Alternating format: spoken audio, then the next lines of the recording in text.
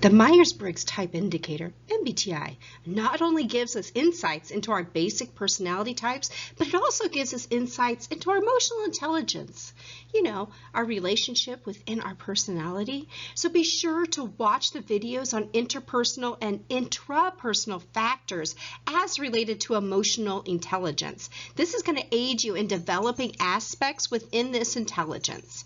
Now, this series of videos is going to focus on developmental challenges and some medius tasks to employ in order to improve your emotional intelligence and to be more in tune to those around you as well as to yourself. As an ENFP, remember that you are excellent as being innovative, and that's part of your intuition, your intuitive piece of your preferences and your personality. But you're also very perceptive, and the innovative and the perceptive are a combination of your functioning pair of your intuitive and your feeling preferences. You are a great problem solver. You're also enthusiastic and you're energetic and you're quick to make ideas come up, which it goes along with your extrovert and your perception or your perceiving. So this is a great personality. You're very good at being innovative, a perceptive problem solver. You're enthusiastic, you're energetic, and especially when it comes to people. In your interpersonal side, you're very resourceful and spontaneous, the spontaneous going along with that perceptive side of your personality. You're expressive, you have a lot of emotional energy connected to your feeling preference, and you often measure the worth of options against your personal values and your ideals. So let's look at some things that you may need to do. You may need to take some time to really clarify information, verify it, really make sure when you are analyzing it what is actual fact and what is not. You may want to take some time to really understand statistics when it comes to this, and understand and know what a good statistic is. Reflect on sources and emotional responses to your information. This is going to help you because you are a combination of intuitive and feeling. Use that. Use it to your advantage. Really take a moment and see how you feel about things, and then use the data to verify those feelings. Think through your steps. Now, your steps is because you want to be able to, instead of jumping from project to project, to really get down to the nitty-gritty and create an actual task list. Maybe you need to make it more visual with stair steps, but make it something that is going to get you from where you are to where you want to be while being realistic about your resources, both your temporal resources as well as the emotional resources.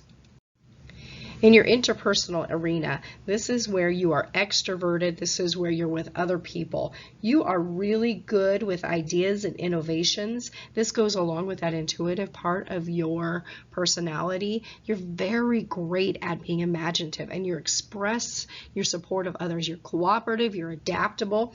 But remember also that although you demonstrate high energy levels and you're participative and you're also social, that you also need to learn when to step back and watch. Use your interpersonal strengths to look at people and learn to really emotionally detach yourself in order to logically analyze situations and other interactions and experiences. Make sure that you also give your full attention to someone. You tend to have a mind that moves quickly, but because of that, you tend to tire quickly of other people, and you want to focus completely on them. And lastly, make sure that you really use a lot of cooperative as well as competitive means to handle conflict management. So you may want to actually take some courses or look into some skills related to conflict management. Now, to prove your emotional intelligence, let's look at what you continue to do, what you need to start doing, and what you should stop doing immediately. As stated, you're very enthusiastic and energetic, and because of that, you demonstrate that very quickly. You want to keep doing that. And you also are able to offer many different imaginative innovations. Keep doing that because your innovation, your ability to offer things to other people is wonderful. So you really do want to keep doing that. Next, make sure that you start seeking feedback. You tend to shy away from feedback. You get offended by it, and especially critical or negative feedback, but you want to make sure that you get that, because that's going to help you to develop, and not just develop yourself and your emotional intelligence, but to develop your ideas and to be able to follow through and to finish your whatever choices you are making, getting to your goals.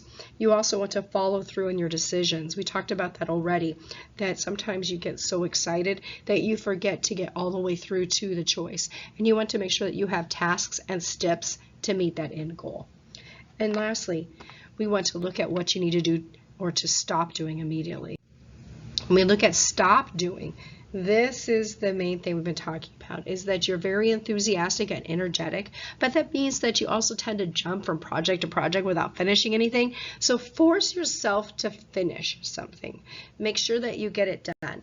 Use reward systems. Try positive feedback, positive psychology. Speak positively to yourself. You may want to say to yourself repeatedly, I am a finisher. I always finish what I start.